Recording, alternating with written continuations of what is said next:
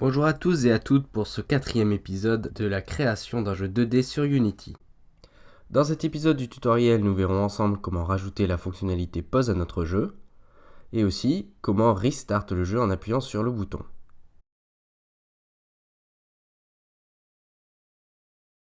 Donc aujourd'hui, on va voir une partie assez, on va dire, moins facile que les autres épisodes du tutoriel. On va s'occuper de tout ce qui est partie interface. Donc on avait déjà commencé un petit peu à faire une interface pour nos coins, les coins qu'on récoltait. Mais cette fois-ci, on va rajouter des options de pause. Donc, tout d'abord, ce qu'on va faire, c'est rajouter le bouton pause. Après avoir téléchargé le dossier image qui est dans la description de la vidéo, vous allez ouvrir ce dossier et on va glisser dans notre dossier image, on va glisser deux nouvelles images, les boutons et les Windows. Également, tant qu'on a le dossier d'ouvert, on va dans ressources, on rajoute un nouveau folder qu'on va appeler fonts. Et dans ce dossier font, on va rajouter l'image qui s'appelle X, mais qui n'est pas un point PNG, mais un point TTF. Les points TTF, en fait, c'est une extension qui veut dire que c'est une police d'écriture. Et cette police d'écriture, on va pouvoir l'appliquer n'importe où. Donc par exemple, je vais vous montrer à quoi elle ressemble. On va dans CoinText. Et si je le glisse à la place de Arial, ma police d'écriture aura changé. Voilà, donc maintenant je peux marquer bonjour et ma police aura changé. Voilà, donc on va laisser coin pour le moment. Et première fonctionnalité sur laquelle on va se pencher aujourd'hui, ça va être le bouton pause. Donc on va aller dans notre canvas. Et on va cliquer sur Renderer Mode et on va faire Screen Space Camera. On va glisser notre caméra à l'intérieur. Et maintenant, on a en fait notre font qui n'est plus... nos interfaces qui n'est plus en grand comme ça, comme on avait avant, mais qui est fixée sur la caméra. Donc maintenant, si on lance le jeu, on va avoir notre canvas qui va se déplacer en même temps que la caméra. C'est assez rigolo à voir. Une fois qu'on a fait ça, on revient dans nos images et on va découper toutes les images dont on aura besoin. On va aller dans notre image Windows. On va lui dire que c'est un texture multiple. On va lui mettre high qualité, bilinéaire, je sais pas quoi. Non, en fait, on va juste mettre un point ici. Filter mode point. Ce qu'on aimerait, c'est carrément, ne pas avoir de compression, parce qu'en fait l'image qu'on va avoir est une image en bonne qualité. Du coup, si on va avoir une compression, notre image va perdre en qualité et ça va se voir immédiatement parce que c'est une image multiple. Maintenant, si on applique et qu'on fait Sprite Editor, on a une qualité qui est pas terrible. Vous voyez qu'il y a des pixels un peu partout.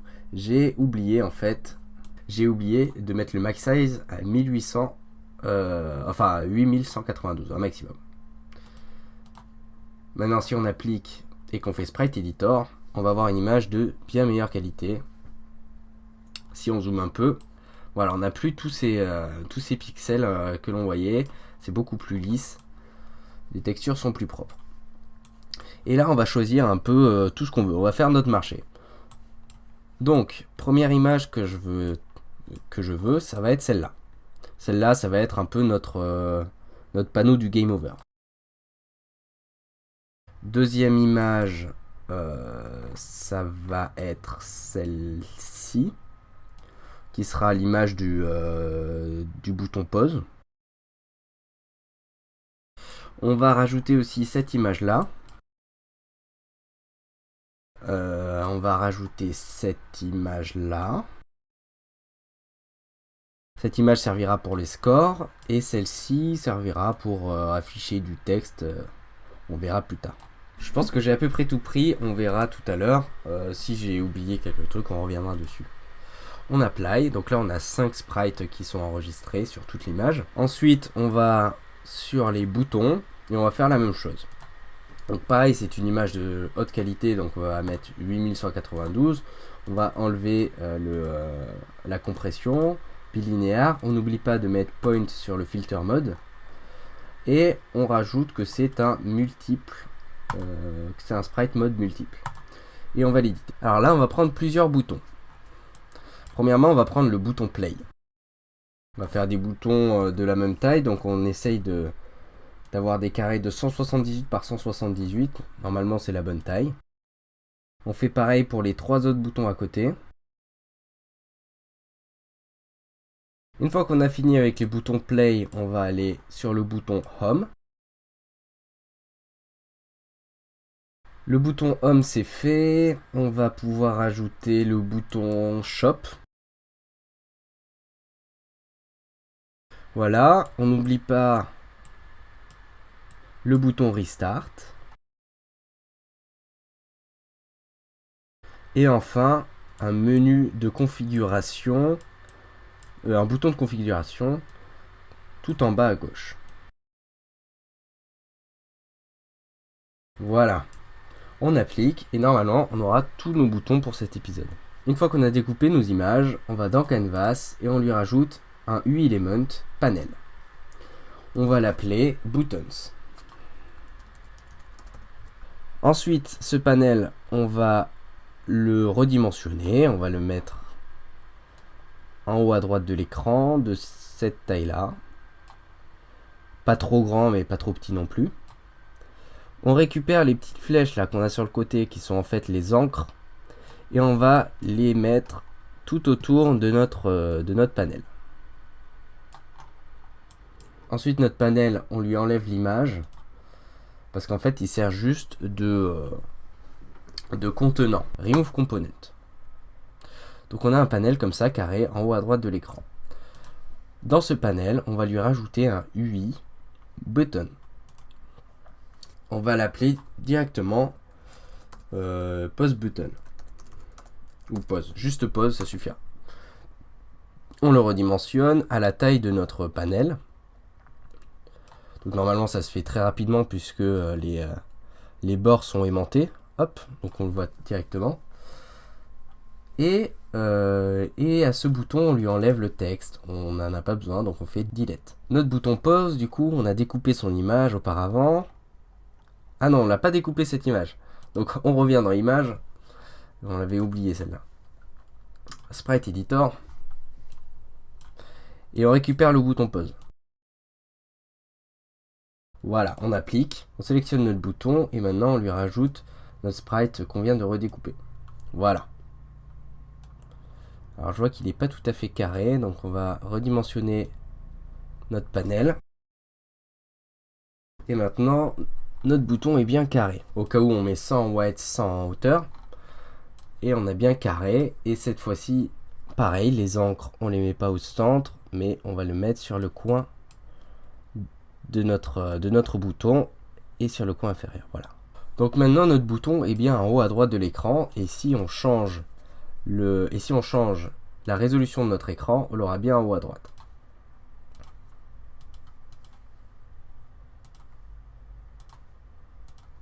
Alors toutefois, on va quand même mettre les encres de notre panel buttons qui étaient autour de notre panel, on va les mettre plutôt en haut à droite. Et maintenant, si on change la résolution de notre écran, on a bien notre bouton pause en haut à droite et il n'est pas déformé. On revient à notre résolution normale. Et on va maintenant rajouter le panneau du bouton pause. Donc là, pareil, dans Canvas, on va rajouter un panel. Ce panel, on va lui donner une encre au centre, en cliquant ici. Et on va réduire un peu ses dimensions. À peu près comme ça. Pas vraiment, voilà, comme ça. On réduit un petit peu. Je pense que là, on est bien. Son sprite de fond, on va le changer. Alors, on avait les boutons, on va dans Windows. Et ce qu'on a découpé, on a celle-ci. On va la glisser. Voilà, elle prend bien la taille. Alors là, on la voit transparente. Donc, ce qu'on va faire, c'est cliquer sur la couleur et lui mettre l'opacité à fond. On lui met aussi une couleur blanche pour pas modifier les couleurs de notre image. Alors là, on le voit derrière tout le monde. Donc ça, c'est pas tout à fait ce qu'on veut, mais ça, c'est normal. C'est parce que dans Canvas, on lui a rajouté, on lui a dit qu'on voulait que ce soit la taille de notre caméra. On lui a mis notre caméra, mais on lui a mis une distance de 100. C'est-à-dire qu'il est vraiment très loin de notre caméra.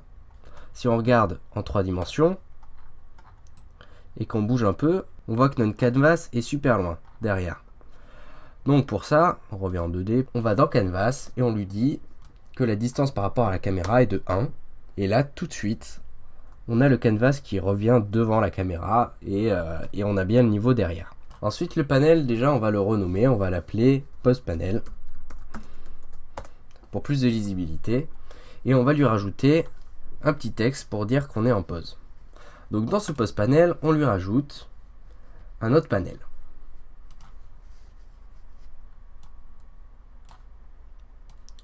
Ce panel, il sera à peu près, il sera centré.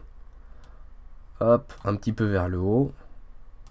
On va lui mettre les encres au bon endroit. Donc pareil, on entoure le panel avec les encres. Et le background, on lui donne celui-ci. On modifie son opacité et on la met à fond. Et voilà à quoi ressemble notre panel. Dans ce panel, donc on va l'appeler Title. On va lui rajouter un texte, UI texte. On va l'appeler, on va plutôt appeler notre panel Title Panel. Et notre texte, du coup, on va l'appeler Title, tout simplement. Notre texte, du coup, il prendra la forme de notre title, de notre panel. Hop, on lui prend, on lui prend bien la forme. On lui dit best fit. On lui dit que sa forme maximale est de, on va mettre 100 pour être bien, quoi. Et ensuite, on va modifier le texte et on va l'écrire pause. Voilà. Maintenant, on va modifier le font. On a déjà glissé notre nouveau font à l'intérieur. Alors, font, pardon, c'est police d'écriture. Voilà, je vais m'exprimer comme ça. Donc, on glisse notre police d'écriture à la place de Arial. Et là, on a bien pause qui s'affiche. Alors, c'est un peu décalé vers la droite et un peu trop en haut. Donc, ce qu'on va faire, c'est l'alignement. On va le mettre au centre. Et on va le mettre au centre de notre case. Voilà. Maintenant, c'est un peu plus centré. Mais on voit que ça dépasse encore un petit peu. Donc, si on veut titiller, on va réduire un petit peu la taille de notre titre pour qu'elle soit bien centrée. Voilà. Et on va du coup remettre bien les encres à leur place. Voilà. Donc là, on a bien notre menu pause. Et si on change de résolution, pareil, on a bien notre menu pause qui s'affiche correctement. Bon, il est un petit peu... comment dire, il est un petit peu déformé, mais ça c'est pas grave. Premièrement parce que on n'aura pas d'écran de ce type là, ça n'existe pas. Et deuxièmement parce que notre jeu se joue sur un écran, voilà, un écran de type horizontal. C'est-à-dire que la largeur sera plus grande que la hauteur. Et quand on est sur un écran où la largeur est plus grande que la hauteur, notre panneau s'affiche correctement. Voilà, donc là on revient dans notre résolution habituelle. Et on va afficher un bouton Play pour reprendre le jeu. Donc on va create un UI button qui aura une forme carrée. Donc 125 par 125, je pense que c'est une bonne dimension. On va, voilà, le centrer. Son texte, on le delete, on s'en fiche. Et quant à ses encres, on va bien les mettre sur le coin de notre bouton. Voilà. Ensuite, notre bouton, on lui change son sprite. On lui met un vrai bouton play. Et voilà comment ça va se présenter. Maintenant, quand on lance le jeu et qu'on va cliquer sur un bouton, il va se griser comme ça. Sauf que nous, on a déjà d'autres sprites avec le bouton qui est enfoncé et le bouton qui est, ce qu'on va dire, highlight, donc surligné. Donc pour afficher ces sprites lorsqu'on clique sur le bouton ou lorsqu'on passe par-dessus le bouton, on va dans un de nos boutons. D'ailleurs, j'ai oublié de le renommer, mais on va le renommer tout de suite en play. On va dans ce qu'ils appellent l'élément bouton. Et dans transition, on lui met un sprite swap. Et là, directement, on a plusieurs sprites différents. Donc on a le target graphique, qui est celui de base. On a le highlight sprite, qui correspond à celui-ci, qui est un peu plus vert pétant. Et le preset sprite. C'est-à-dire quand on enfonce le bouton. Ensuite, il y a aussi le disable sprite que moi j'ai pas rajouté, mais que vous pouvez rajouter puisque dans les images du bouton, il y a un bouton vert comme ça, un bouton surligné, un bouton enfoncé et un bouton qui est grisé. Et donc le bouton disable en fait correspond au sprite grisé. Alors moi je vais pas l'utiliser, donc ce que je vais faire c'est que je vais glisser un sprite comme ça. On va faire pareil pour le bouton pause qu'on a rajouté dans buttons pause. On lui met la même stratégie, sprite swap, highlight, on lui glisse, pardon, pas ce bouton là, on lui glisse celui-là. Quand c'est enfoncé, on lui glisse celui-ci, et ensuite on lui met un sprite n'importe lequel. Maintenant, quand on lance le jeu et qu'on va appuyer sur le bouton, on a bien nos boutons. Quand on passe dessus, voilà, ils sont surlignés. Pareil pour le bouton pause, quand on appuie, voilà.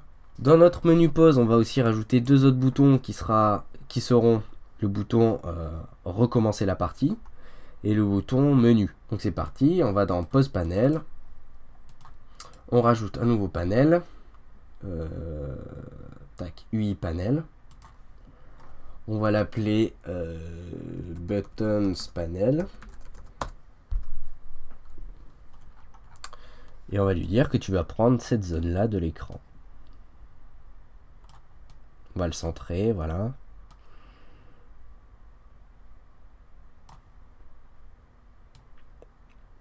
Et voilà. On va disable le background, on s'en fiche, remove component. Et on va rajouter trois boutons. Donc UI button. On va l'appeler restart. On va lui prendre, voilà, lui dire que tu as un bouton carré quand même. 75 par 75. Ça m'a l'air rigolo. Voilà.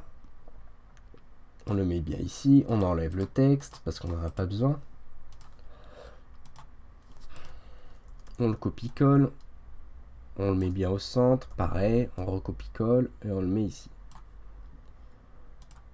Alors on vérifie bien sa position moins 90 et la position de celui-ci en 90. Voilà. Comme ça, ils sont bien alignés. Ensuite, on va éditer, pareil, nos encres. Donc on prend les petites fléchettes là et on les met bien comme il faut autour de nos boutons. Voilà, le restart. Celui-là, c'est le bouton home. On prend les encres, on les met bien. Et ensuite, le bouton configuration, config. On récupère les encres et on les met bien comme il faut. Voilà. Ensuite, ce qu'on va faire, pareil, on va lui ajouter les sprites. Donc lui, c'est le bouton restart. Donc on lui rajoute ce sprite-là. On lui dit que sa stratégie, c'est un sprite swap. Pas stratégie, c'est transition. Sprite swap. Et on lui met le highlight, le pressed et le disable. On fait pareil pour le home. Sprite swap, highlight, pressed, disable. J'ai oublié de l'éditer normalement, voilà, comme ça. Et ensuite le config, pareil.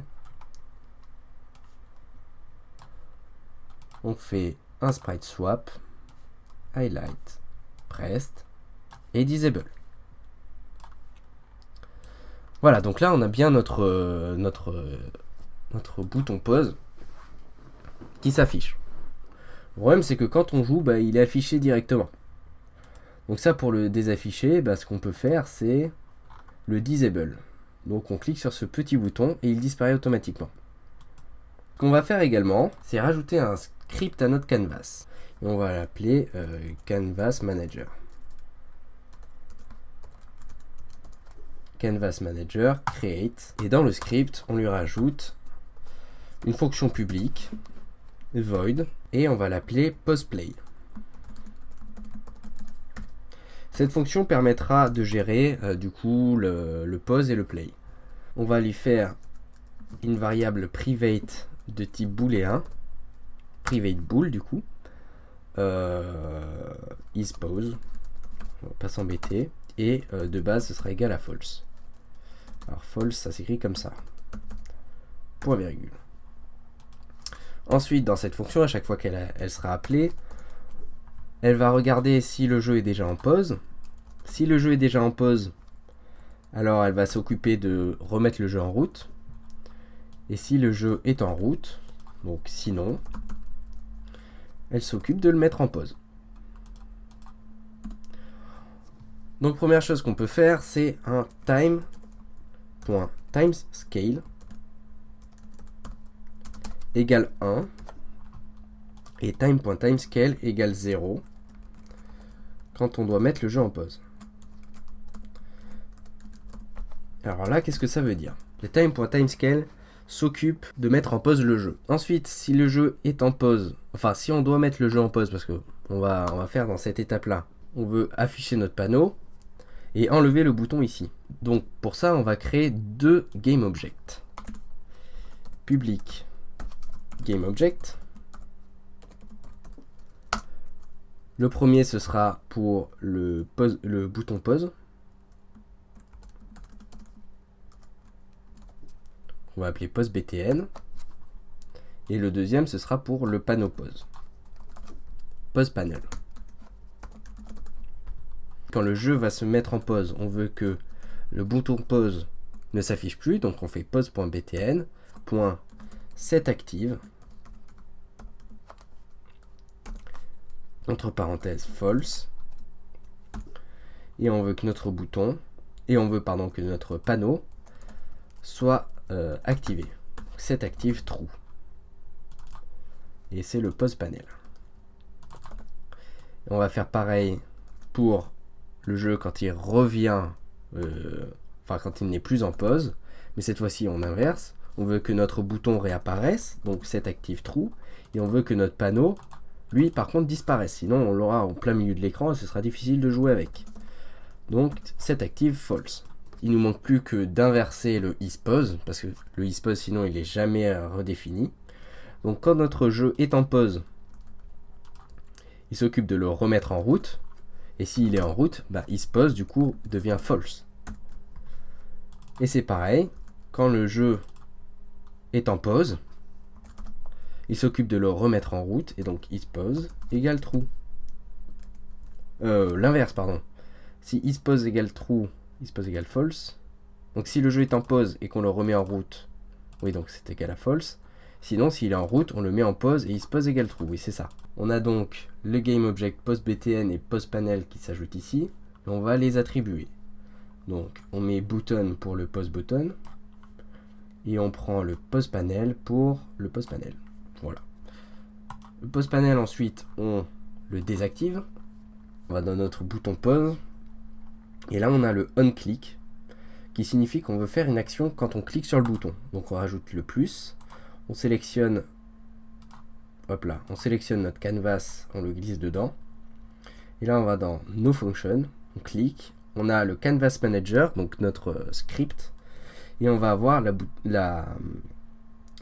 fonction posePlay qu'on va pouvoir activer lorsqu'on va cliquer sur le bouton. On va faire la même chose dans notre panneau posePlay. Hop, on prend le bouton play, on lui glisse le canvas, Canvas Manager, posePlay. Et maintenant, lorsqu'on lance le jeu et qu'on clique sur pause, le jeu s'arrête bien c'est-à-dire que je me dépasse plus derrière. Les animations sont coupées, et si je réappuie sur play, le jeu se relance. On peut aussi s'occuper du restart. Donc là, dans le Canvas Manager, on va faire un public void restart.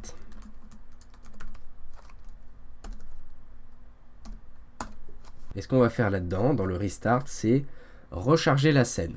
Une scène, c'est notre niveau en fait. Donc là, on fait scène manager .load scène. Et entre parenthèses, on lui donne le nom de notre scène. Donc le nom de notre scène, on lui a donné dans le tuto numéro 1. Il s'appelle Run. Vous l'avez peut-être appelé autrement. Il faut l'appeler exactement du même nom. Maintenant, si on veut recharger cette scène, il va falloir aller dans Fichier, Build Setting. Donc configuration de construction. Je ne sais pas comment ça s'appelle en français. Moi, je l'ai en anglais. Donc Build Setting. Et on lui fait Add Open Scene. Et il va me chercher directement le ressource scene run, qui est juste ici. Voilà, ressource scene run. On ferme. Alors là, j'ai un petit problème. C'est que là, il me dit que le nom scene manager, il ne le trouve pas. Ça, c'est un problème de using que j'ai oublié. Là, on rajoute un using Unity Engine.scene management. Alors, hop, j'ai oublié un E, voilà. Et là, ça disparaît. Alors, j'ai dû oublier aussi un point virgule quelque part, puisqu'il me remet une erreur. À quel niveau? Management pour 6. Ah ben oui, j'ai oublié le point virgule juste ici. Maintenant, on va dans notre bouton Restart. On lui rajoute le canvas. La fonction, dans le Canvas Manager, on lui rajoute la fonction Restart. Et maintenant, si on veut recommencer le jeu, on n'a plus qu'à appuyer sur le bouton pause et à cliquer sur Restart. Et là, le jeu recommence. Alors là, le jeu recommence, mais pas vraiment. Quand on a appuyé sur pause, l'échelle de temps s'est mise en pause, donc le temps est à 0. Et quand on a fait Restart, l'échelle de temps est restée à 0. Donc ce qu'on veut faire, c'est qu'avant de Restart, on lui met un time.timescale à 1 pour lui redonner le temps. Et maintenant, si on refait l'expérience, on met le jeu en pause, on redémarre, et le jeu redémarre bien comme il faut. On peut remettre en pause et redémarrer à l'infini. Et bien voilà, la vidéo touche à sa fin. J'espère que cette vidéo vous aura intéressé et qu'elle vous aura donné envie de coder votre propre jeu sous Unity. Sur ce, je vous dis à la prochaine dans le 5e épisode du tutoriel où nous verrons comment implémenter le Game Over.